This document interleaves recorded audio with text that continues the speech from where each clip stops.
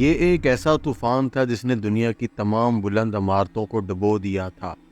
بڑے بڑے پہاڑ پانی کی موجوں کے سامنے غائب ہو گئے تھے۔ اس طوفان میں دنیا کی پوری آبادی ختم ہو چکی تھی، اور پھر ان پانی کی بڑی بڑی موجوں کے اوپر ایک کشتی تھی جو تیر رہی تھی، اور اس میں موجود 80 لوگ جو اس دنیا میں باقی رہ گئے تھے۔ یہی وہ لوگ تھے جنہوں نے دنیا کو دوبارہ آباد کیا اور نسل انسانی کو بچایا۔ آج سے 5000 سال قبل اس سرزمین پر یہ طوفان کیوں آیا؟ وہ کشتی کس کی تھی؟ اور وہ لوگ کون تھے جنہوں نے اس کشتی میں سوار ہو کر خود کو خطرناک طوفان سے بچا لیا تھا؟ اس ویڈیو میں ہم آج سے 1000 سال قبل آنے والے طوفان کے بارے میں جانیں گے، جس کو طوفان نوح کے نام سے یاد کیا جاتا ہے۔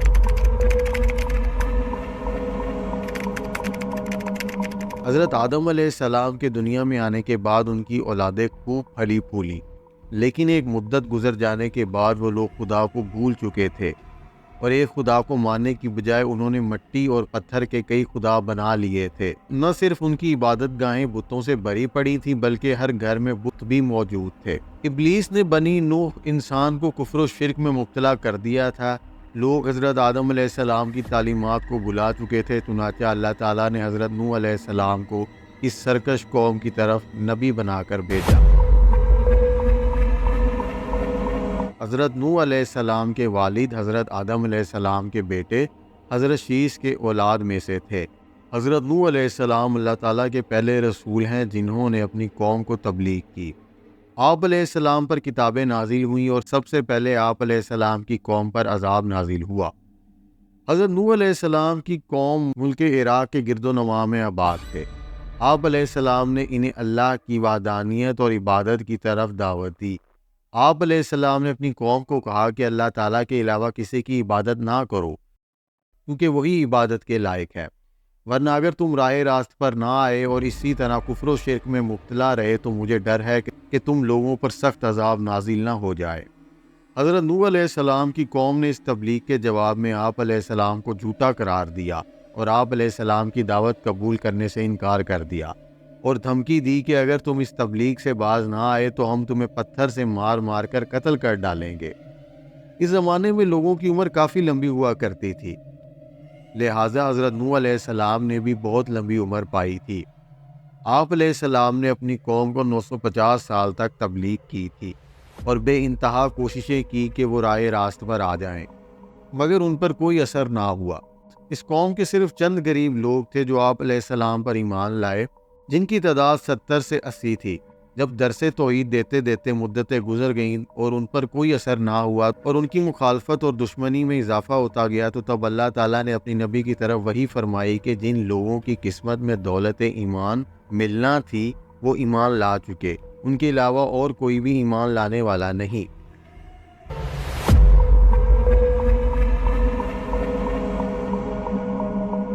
اس لیے آپ ان کے لیے غمزدہ نہ ہو، اب مہلت کی گھڑیاں ختم ہونے والی ہیں، ان کی تباہی کا مقرر وقت آن پہنچا ہے۔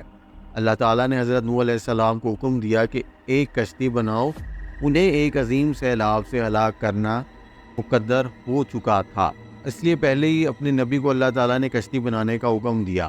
حکم ملتے ہی حضرت نوح علیہ السلام کشتی بنانے لگ گئے۔ آپ علیہ السلام نے لکڑیاں کاٹ کر جمع کرنا شروع کر دیں۔ اللہ تعالیٰ نے حضرت نوح علیہ السلام کو لکڑیاں کاٹ کر تختہ بنانے کے علم و ہنر سے نوازا تھا، لہٰذا آپ علیہ السلام نے ان لکڑیوں کو کاٹ کر تختہ بنانا شروع کر دیا۔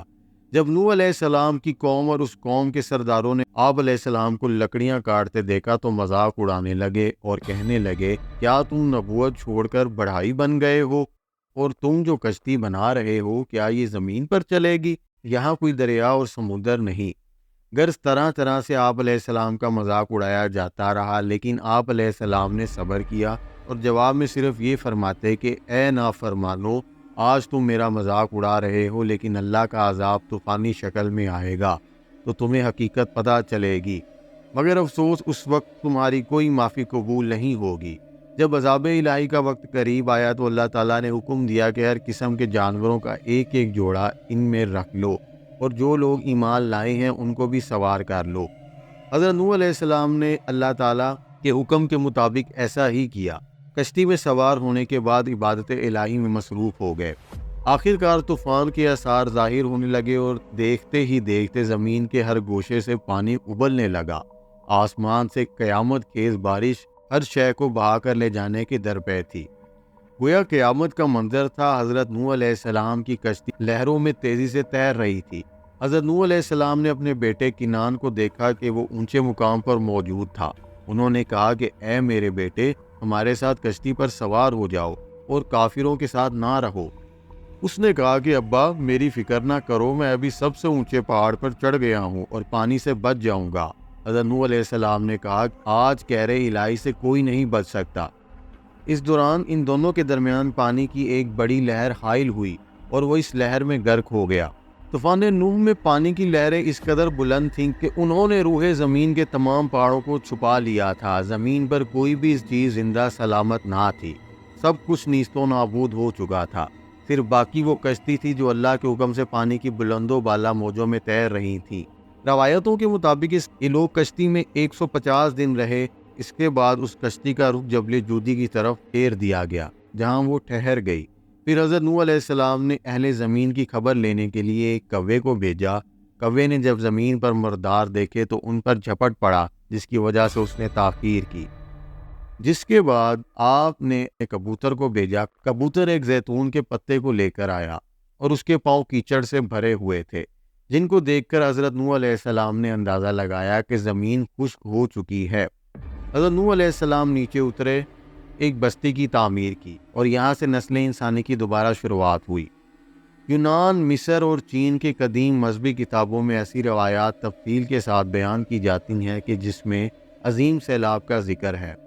قرآن مجید میں فرمایا گیا کہ اے نوح، کشتی سے اترو، ہماری طرف سے سلامتی اور برکتوں کے ساتھ جو تم پر اور تمہارے ساتھ والوں پر رہیں گی، اور دوسری جماعتوں سے کہ ہم انہیں دنیا میں فائدہ دیں گے، پھر انہیں ہماری طرف سے دردناک عذاب پہنچے گا۔ بے شک یہ دنیا طوفان کی مانند ہے، شیطان بھٹکانے والا ہے، اور انبیاء کرام کشتی نوح ہے۔ جس نے نوح کی پیروی چھوڑ دی وہ نوح علیہ السلام کے بیٹے کنعان کی طرح ہلاک ہوا، اور اس طوفان سے محفوظ وہی رہے جو کشتی نوح میں سوار ہو گئے۔ تو ناظرین، یہ تھی ہماری آج کی ویڈیو۔ مزید ایسی انفارمیٹیو ویڈیوز دیکھنے کے لیے ہمارے چینل کو سبسکرائب کر لیں، اور ہماری حوصلہ افزائی کرنے کے لیے اس ویڈیو کو لائک، کمنٹ اور شیئر ضرور کریں۔ شکریہ۔